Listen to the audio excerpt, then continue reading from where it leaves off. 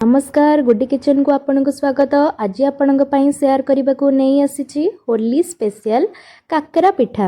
आशा करुच्ची वीडियोटी भल लगे लाइक करंतु शेयर करंतु आ चैनल रे नुआ थिले चैनल को सब्सक्राइब करंतु।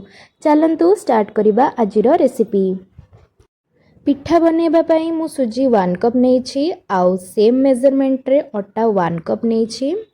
गोटे बाउल रे एहा को रखिबे। गोटे करेई रे पानी 3.5 कप देई ताको फुटिला पाई छाड़ी दबा। एथिरे पान मधुरी चीनी लूण पकेबा। सेथिरे अटा आउ सुजी को अल्प अल्प पकेई एबे जंतीबा। भल भाबे जंतीबे जेमिति लम्स ना रुहे। जंती सारी साइड रे घोड़ेई की रखी दबा। एहा को स्टफिंग पाई मु गोटे करेई रे पानी देई गुड़ पकेई देछि आउ तापरे सेथिरे कोरा होइतिबा नडिया को पकेई दबा। एहा को टिके भाजी सारिला परे सेथिरे छेना पकेइबा आउ ताको भल भाबे मिक्स करि दबा। मु सेथिरे राशि गुजराती किशमिश ड्राई फ्रूट्स अदा गोलमरीच नेछि आउ सेथिरे पकेई मिसेई देछि। स्टफिंग रेडी हो जाइछि हमर।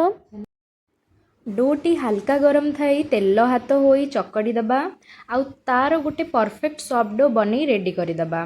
डो रु गोटे गोटे गुळा करि देबे। देखंतु एही भली भाबरे करिवे आउ एही भली भाबरे शेप देई पूरा देई पिठा गढ़िबा। अलग अलग डिजाइन रे पिठाटी बहुत सुंदर देखा जाई थाए। सेही सेम प्रोसेस रे मु आउ गोटे पिठाटी गढ़ुची।